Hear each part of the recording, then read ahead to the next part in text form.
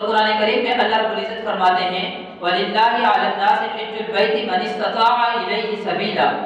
اور اللہ رب العزت کے گھر کا حج اس شخص پر لازم ہے، اس شخص پر فرض ہے کہ جو اللہ رب العزت کے اس گھر تک جانے کی وسعت رکھتا ہو۔ اب گھر تک جانے کی وسعت کیا ہے کہ انسان کے پاس اتنا مال ہو کہ انسان بیت اللہ تک جا بھی سکے اور جتنے دن وہاں حج کی عبادت کے ہیں ان دنوں کا خرچہ بھی اپنا برداشت کر سکے اور واپس آنے تک کا اپنا خرچہ، اپنے اخراجات برداشت کر سکے، اور جتنے دنوں میں وہاں حج کے سفر میں یہ انسان رہے گا اتنے دنوں کا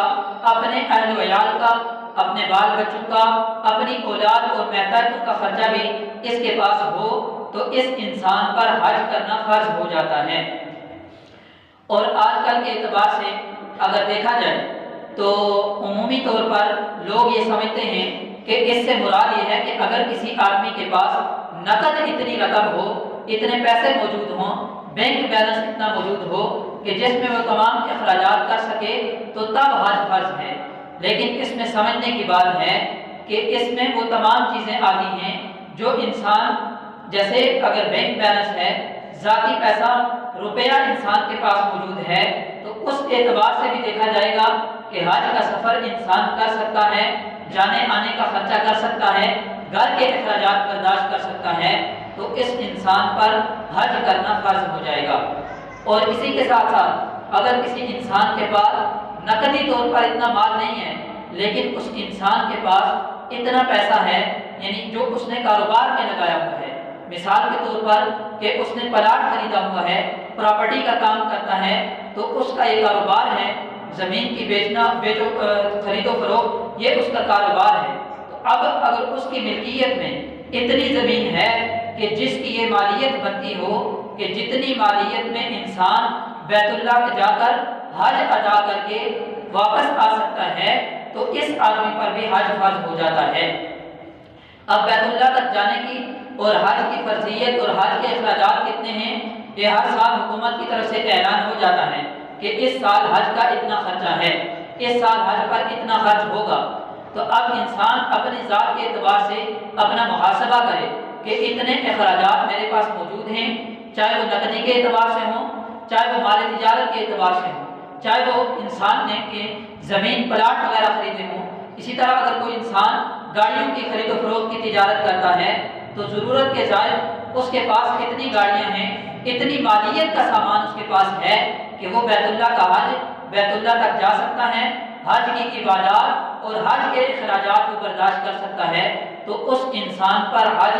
فرض ہو جاتا ہے۔ اور اگر پھر بھی حج ادا نہیں کرے گا تو اللہ کے نبی صلی اللہ علیہ وسلم نے سخت وعید ارشاد فرمائی ہے۔ اللہ کے نبی صلی اللہ علیہ وسلم فرماتے ہیں من ملک زادا وراحلۃ یبلغ بہ الی بیت اللہ فلم یحج فلا علیہ ان یموت ان یہودیا او نصرانیا او کما قال علیہ الصلوۃ والسلام۔ اللہ کے نبی صلی اللہ علیہ وسلم فرماتے ہیں کہ جو انسان اتنے مال کا مالک ہو جائے، یعنی حج کے طرف جانے، زاد الراحلہ یعنی حج کے سفر کا خرچہ برداشت کر سکتا ہو، حج کے لیے بیت اللہ جانے کا اور بیت اللہ سے واپس آنے کا اور وہاں کے اخراجات برداشت کرنے کی انسان میں قوت اور طاقت ہے، مالی اعتبار سے اتنی کا قوت ہے، تو پھر بھی اللہ کے نبی صلی اللہ علیہ وسلم نے فرمایا کہ اتنی قوت کے باوجود اگر انسان حج نہیں کرے گا فلا علیہ، تو کوئی حج نہیں کہ ان یموت یہودیا او نصرانیا، کہ یہ انسان اس کے باوجود حج نہ کرے تو کوئی حج نہیں کہ یہ یہودی ہو کر مرے یا نصرانی ہو کر مرے۔ تو گویا کہ اللہ کے نبی صلی اللہ علیہ وسلم اتنا سخت وعید ارشاد فرما رہے ہیں، اتنے سخت ناراضگی کا اظہار فرما رہے ہیں کہ جس انسان کے پاس حج کی مالیت ہے، جس انسان کے پاس اتنی مالیت ہے کہ وہ حج ادا کر سکے پھر بھی حج ادا نہ کرے تو اس پر اللہ کے نبی نے فرمایا کہ کوئی حج نہیں، کہ وہ دائرہ اسلام سے بھی نکل جائے، یہودی اور عیسائی ہو کر مرے تو یہ بھی اس پر کوئی حج نہیں ہے۔ اس لیے انسان کو اپنی ذات کا محاسبہ کرنا چاہیے۔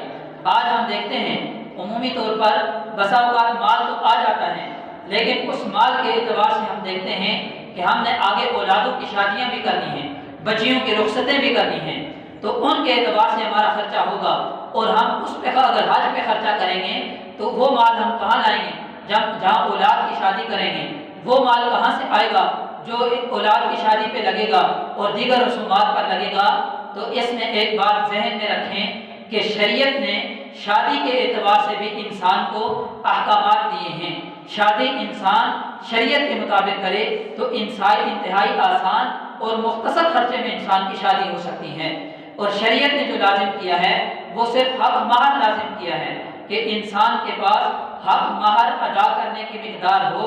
تو وہ انسان کے لیے یہ لازم ہے۔ اور اس کے ساتھ جو ولیمہ ہے یہ بھی مختصراً ہے اور یہ بھی سنت عمل ہے۔ اس کے علاوہ جو رسومات ہم کرتے ہیں ان رسومات کی شریعت میں اجازت نہیں ملتی، اور ان رسومات پر جو انسان خرچ کرتا ہے یہ فضول خرچی ہے، فضول خرچی کے زمرے میں آتا ہے۔ لہذا ان پر خرچ کرنا اور ان کی وجہ سے حج کے سفر کو روک دینا، حج کا سفر ادا نہ کرنا، یہ اللہ کے نبی صلی اللہ علیہ وسلم کی سخت وعید کے زد میں آتا ہے۔